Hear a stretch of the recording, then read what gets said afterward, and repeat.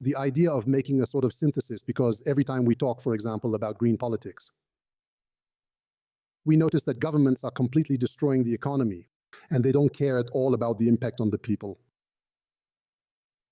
Same thing with immigration. They make policies. They don't care at all about the impact on the people, housing, employment, their wages, and so forth. The entire social fabric, and so all of the, if you look really closely, all of the measures that have been taken by governments in the Atlantic region over the course of the last few decades, they have gradually raised the temperature. But now we are clearly in hot water. You have to wonder how it is that governments can adopt policies that are so destructive to civil society. Almost all, practically all of them, it is extremely rare. Maybe there is one measure once in a while, you know, just to throw a bone to the public, but practically all of the measures taken by our governments are not things that the people actually want, and they are deeply harmful to civil society. So we wonder why our governments, since we're supposed to be in liberal democracies, the pinnacle of, how should I put it, political systems where people are the happiest and so forth. That is what they want us to believe, kind of like in Brave New World. They make us believe we're in the ultimate political system, when in the end, it's actually the most destructive political system for civil society. This is certainly not something new. It is a project that has decades behind it. Carol Quigley also talked about it in Tragedy and Hope, the professor from Princeton who had studied it. You have to know a bit about these stories. Carol Quigley spoke of this global transnational organization that aimed to establish a completely new system. And he says, I pretty much agree. Carol Quigley said, I should have had his picture. I've talked about him in other webcasts. He said, I pretty much agree with the goals of the New World Order. It's just that I only regret that we're doing this behind the public's back. The truth of the matter is that we are forced to do this behind the public's back because the public, the people, the nations would never ever consent to the sacrifices that are necessary to get there. And we'll see why they wouldn't consent to it. As I said, and I've shown this many times, the JFK clip talking about a global revolutionary movement that co-opts, that takes control of institutions. It is like a vine. It grows right to the very top and takes control over the institutions. This is an operation with vast military, diplomatic, scientific, economic means, and so on, aimed at establishing a new world order, a new way of doing things in international relations. And so for that, there are steps to get there. And it's a bit like the Manhattan Project. Why is it so difficult to talk about? Because it is compartmentalized, which means that it is just that there are like levels to it. And so the person who is, for example, at a university where the dean of a faculty is asked to apply woke policies or to set up a woke curriculum in sociology on their campus, does not necessarily understand the whole scope of the entire operation. It is just like the Manhattan Project, where not everyone knew. They only knew what they needed to get their own job done. But that's just how it is. If it's like that for the Manhattan Project, it's also like that for, you know, a global takeover, a global control. And global control, the media is going to say Trudeau's a conspiracy theorist and all, but it's something that has always existed, whether it's, you know, Alexander the Great, he wanted like to have a unified world, Genghis Khan, whether you're talking about, I don't know, like Hitler, Stalin, or whoever. There has indeed always existed this kind of project of world domination within human beings. I think even in Kant, the philosopher Kant, there's this kind of perpetual peace and that kind of stuff that you find with the Jacobins. The UN is not just a simple diplomatic thing, but it is meant to gradually bring all people towards a single unified program. That is exactly what UNESCO is all about. It means having a single education system all over the entire world, beyond scientific traditions, formatting individuals everywhere on the planet. You actually really need to read about UNESCO. You need to read Julian Huxley's UNESCO program. Julian Huxley, brother of Aldous Huxley, who wrote Brave New World. Julian Huxley, that's his brother. He wrote the UNESCO program. Me, I read that and you read that. There are actually a great many places where they explicitly say we are going to completely standardize education all over the entire world and leave behind traditional knowledge and move towards a more controllable scientific knowledge. And so the project of, yes, unifying the world is indeed present everywhere, as our own countries are liberal democracies. How do we reach a new world order? You can't... The main obstacle to a new world order is democracy, liberal democracies, freedom of thought, and so forth, saying no. And that is the principal issue for the elites who are attempting to lead us toward a technocracy, which is the new world order. How to impose this new world order on all humanity. So there are two problems. The first problem is that we live in democracies where there's freedom of speech and we can debate things and say no. That is completely antithetical to all of this here. It really goes against all of this. Humans are going to say no. Generally, people are deep down, they're conservative. For ordinary people, deep down, they're conservative because people don't really like change. We see it with AI. At first, there was a great deal of reluctance. And then, indeed, people are just resistant to change. People want to live normally with their little habits and so on. And when you offer them big changes, for example, when ATMs first came out, there was a lot of resistance. People are generally, and that's what's problematic for, all the green policies and so on. People don't want to change their habits because people are like, there's an inertia in the population that is saving us. They say people are a bit slow and they don't understand. Yeah, but that aspect is also beneficial because there's inertia and people don't move quickly. They're not like, oh yeah, let's jump right into the latest gadget or the new, maybe not the new gadget. People love technology, but the new propaganda, if it changes their habits, trying to put this in a nutshell, the problem is liberal democracy with freedom of speech and all. And the other problem is imposing this on the rest of humanity.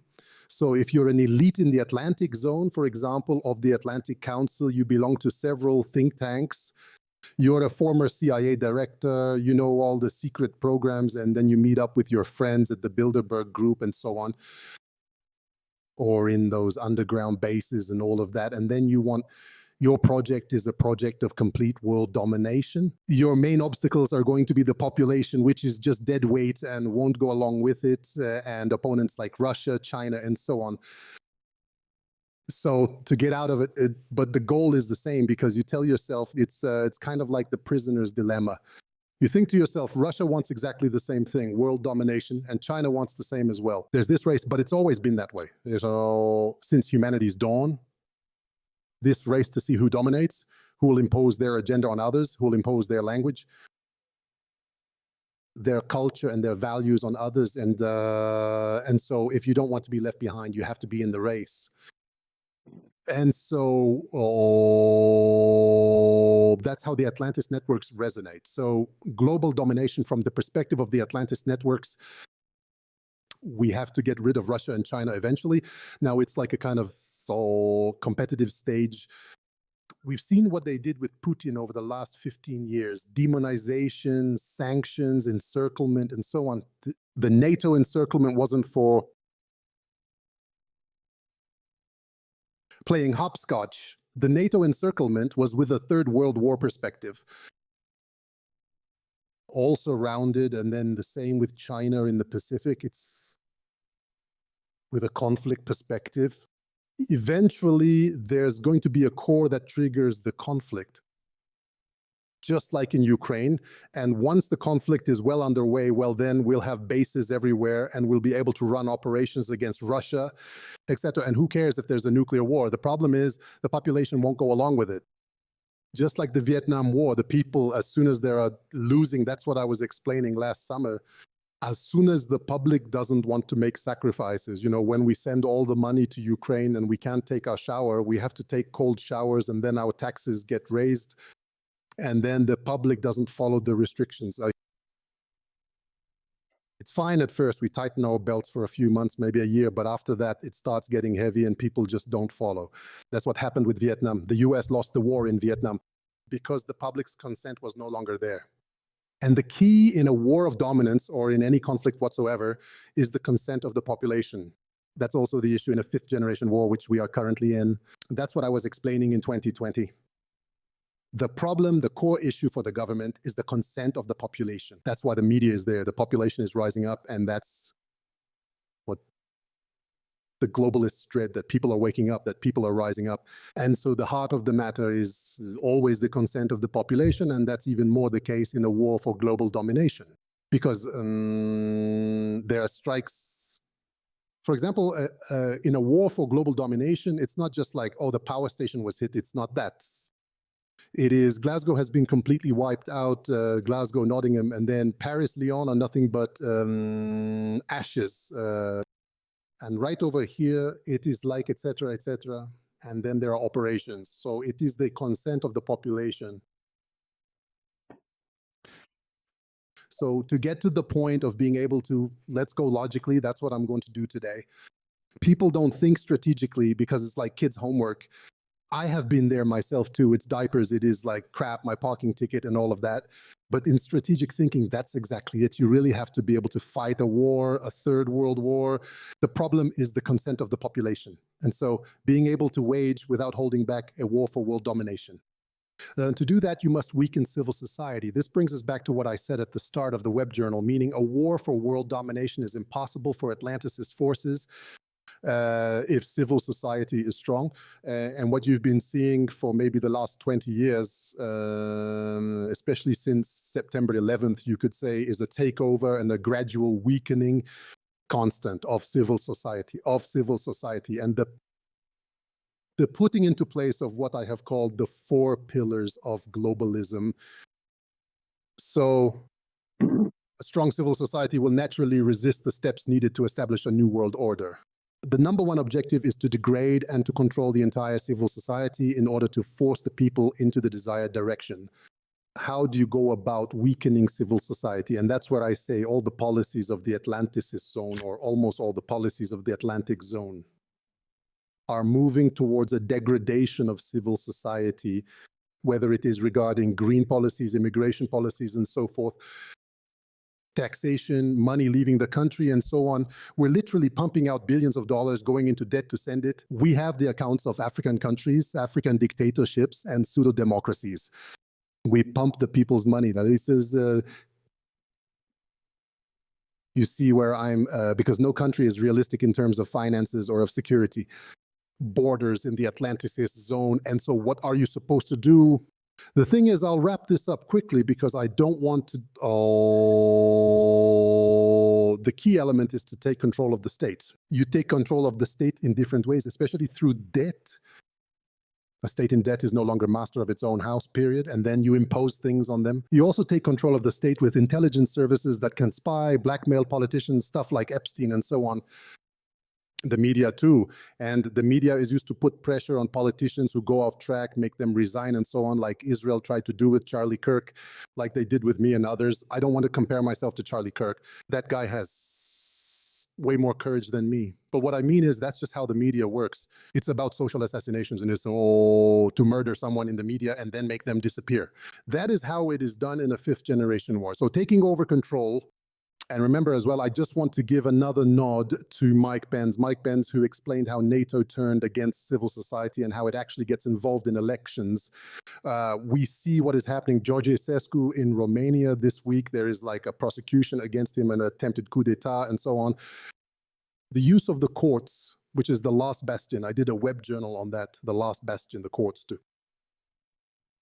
constrain what is left of dissent. So the change in NATO's role, turning against its own populations, interfering in elections and so on, it's all to save its grip. But so that's it, funding the media, controlling education and children, and for instance, stuff like imposing vaccination and so on. So in order to coerce civil society, globalist forces must take control of the state. Because the state is coercive. The state allows them to brainwash children, mandate vaccines, and so on. So it is crucial to take control of the state. And now look at all the policies being pushed forward, which weaken the social fabric, which weaken civil society, etc. It's deliberate. You can't tell me these people are, nobody asked for this. You cannot tell me that the government is really that stupid. That is also a theory that we see quite a lot. Politicians are stupid. They don't know what they're doing. They just do what they're told. Gay marriage, absolutely nobody asked for it back in 2015 and all that. In France too, it was forced on us. You look at the agenda, drag queens in schools, nobody asked for that. Green policies like banning gas-powered cars by 2035, nobody asked for that. Zero, the population is against mass immigration, nobody asked for that. But why is it that they do that? Because our politicians attend international forums and there they get brainwashed into the globalist ideology and they end up being blackmailed or bribed or co-opted. They receive kickbacks and then they return to our countries. Instead of being our representatives, they represent these international forces, and they completely transform our lives without us having any say. So green policies, as I've already explained, allow for a reduction. The reduction and control of the population's energy. If you want, for example, any living organism, if you give it some energy, it is going to grow. If you reduce its energy, you'll limit its growth. And so you don't want civil society.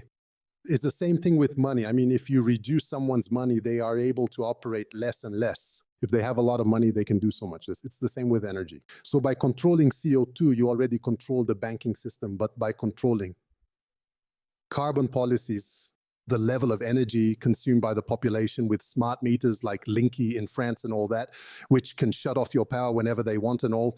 And then you are completely forced. You have these car-free days and you control the development, the full potential, and the empowerment of a population. And that's why it was put in place. It's not to save the planet, okay? Same thing with, trans and drag queen policies in schools, transgenderism. Remember the Bud Light backlash with that trans person posing as whatever, who did those advertisements and the whole sexual education program and everything. So I mentioned it briefly again. The goal is to destroy the traditional family, which is the central pillar of civilization. All human civilizations, it's parents, children, men, women, parents, children. That's the code of humanity. I do believe that it was actually Lucien Cerise who was the one who said that. How could I best go about putting this into words? The entire axis of parents and children, men and women, and then parents and children. And when you destroy men, women, parents, children, well, that's it. You destroy the family. And so human beings become easy to manipulate because for the globalists, they not only need to have a technocratic system capable of waging war, but they also need to have a new type of human being, a brand new humanity, a human being who is much more malleable, controllable, patentable, who won't object, for example, to the patenting of DNA. It's like if you don't have much of an identity, if you're not able, as I was explaining last week, to make if you can't tell things apart or prioritize, you're in that leftist mindset and all that, and everyone who doesn't think like you is a Nazi. As soon as if you want to push a measure through for a leftist, you say like, oh, for example, Company X, Tyrell Corporation, like in Blade Runner, Tyrell Corporation produces synthetic human beings with DNA, but they're all LGBTQ. Obviously, they're all going to be LGBTQ because you don't want them to reproduce. They're humans. You want to produce them yourself.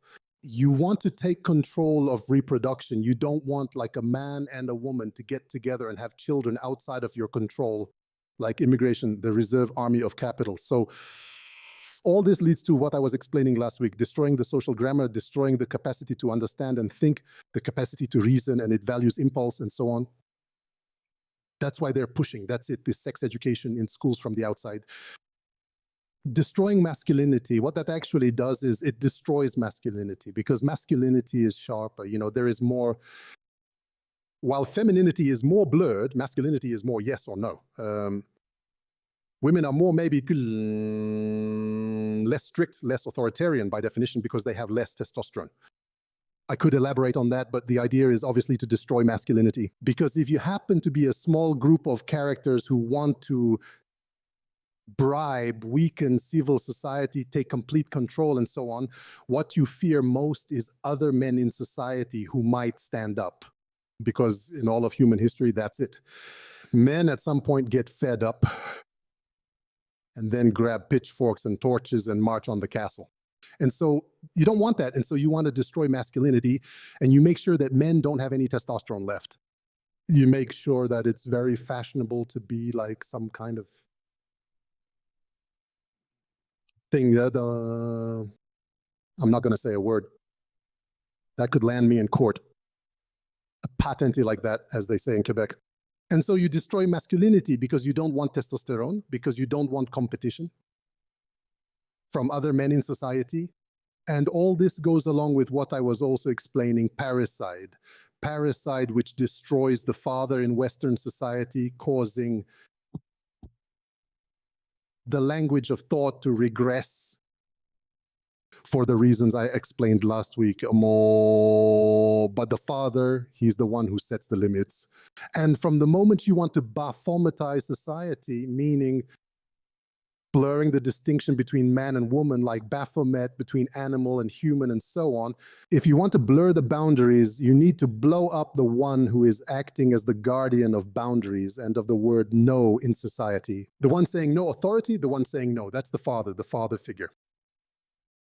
The archetype of the father. So you blow up the father and then you can Baphometize society because there's no guardian of the limit anymore. There is no guardian of the borders anymore. If you want to bring hundreds of millions of migrants into the West, obviously you have to get rid of the men. Men are going to say no. Normally, despite the Tommy Robinsons, generally, men have been were afraid of being called every name under the sun. And so they just sat on their couches watching Netflix while hundreds of millions of people were brought in.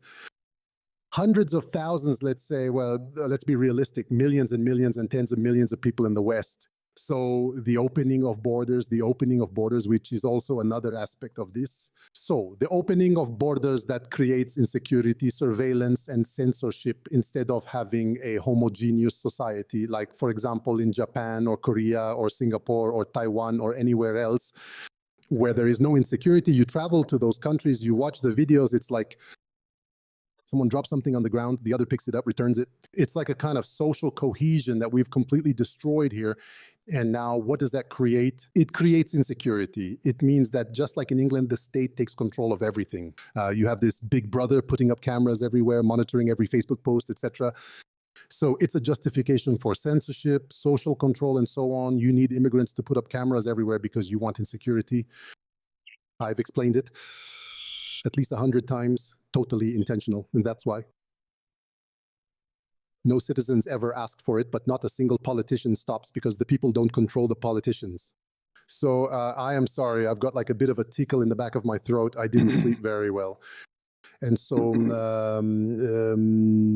that too is desirable to not only create insecurity, surveillance, and censorship, but also to destroy social cohesion. To divide and conquer, to balkanize society. It is like balkanizing, which comes from the word, and it comes from the Balkans. There are tons of little groups like that playing against each other that you can blackmail, give perks to one, and so on, and who are so different in the end that no one is able to unite, to stand up to the central power.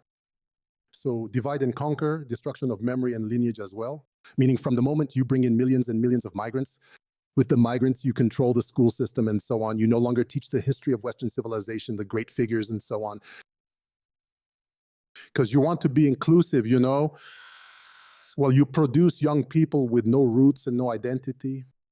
A kid with no roots and no identity, you know, they don't really know if they're a man or a woman, if they're Quebecer, African Australian, they just don't know anymore. Everything is kind of confusing, and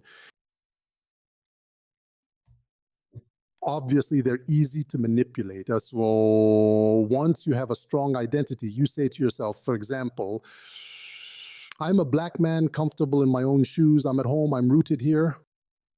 That's hard to try and shake. When you're rooted and secure in your identity, whatever that identity is, I'm not just talking about being European or anything, but whatever the identity, from the moment you're rooted and you're like solid in your identity, it's hard for the globalists to shake you. You're not fluid, you're solid. And the globalists, what the globalists want are fluid beings, easily manipulated, who don't have a strong identity and so on. Because what you want to produce is exactly that, a new kind of man, replaceable, buyable, who will just go with the new trend, with whatever the current fashion is, who will ultimately, eventually, as they say, replaceable, because it's a step right before the production of patented human beings. the production, the capture of reproduction by private corporations. That is precisely what is currently at stake here, this very act of capture. So to get there, you have to destroy society. You must destroy society. Imagine you're waging war, you wage a war, and then you're able to produce your own humans. You don't care about the casualties then. That is just another way to degrade society through healthcare. Healthcare that is simply no longer there. Just look at the US. 70% of Americans are obese or have chronic health issues, chronic diseases, and so on. That is completely compared to like 10 to 15% about 50 years ago. What exactly has happened? That's it, basically. We're going to wrap it up here. It's been an hour. So ultimately, to coerce, to achieve their new world order, to be able to wage a third world war against opposing powers, China, Russia, or whatever it may be, the alliance between the two, the Sino-Russian alliance against the Atlanticist forces for global domination, which is the ultimate goal of all this. At the end of the day, that is indeed the grand prize. So in order to coerce the people and establish a system capable of to wage a war of global domination, you have to reduce energy access, cut internal communications with censorship, take control of all communication channels, Facebook, YouTube, and so on, sterilize and confuse thinking. We explained that. To break down social cohesion and divide, weaken vitality with food, vaccines, and so forth. Well, and that is achieved by taking control of the state apparatus, which eventually allows them to establish a military technocracy, applying all of this just like a meat grinder. Years, decades, it's done quietly. They're patient, those people. Ultimately, you end up with a civil society that has no vitality left, that is psychologically broken, a civil society that doesn't even dare to protest anymore. And then you talk to people, what's the point? They have no energy left, no cellular energy, as we said in another web journal. They have no drive, they have no motivation. They live week to paycheck. They are in debt. They really can't do anything. If they speak up against something, they lose their job. They get fired from... The media puts them on the front page of every single newspaper. In the end, that's just how it is. It is the complete weakening of the human being. We have gone from being totally free people. We used to think that we were free and that we had rights and everything, that we actually had a strong civil society. We had beaten the communist system. Remember, what was that? At the fall of the Berlin Wall, it was the triumph of freedom and the freedom to march and all of that. The ultimate goal is to reach a military technocracy where civil society no longer has any say whatsoever. It's just the experts talking. It's just the experts, the technocrats, and the people at the top of the system taking all the control, making all the decisions. It is a civil society that is completely degraded, with no more energy, no more communication, sterilized, no longer capable of thinking, completely divided amongst themselves in complete social incoherence and with no more vitality because of their diet and the medications they take. Why would all of these governments ever head in that very direction, in this Atlanticist zone? Why would we all go in that direction? That direction is the weakening of civil society. Civil society's exit from history. It is not just a weakening. We are currently completely neutralizing the very concept of civil society because we want to replace it with forms that are proven to be highly facilitating for a technocratic military takeover capable of waging a war of global dominance against absolutely any competitors whatsoever. The prize is global dominance.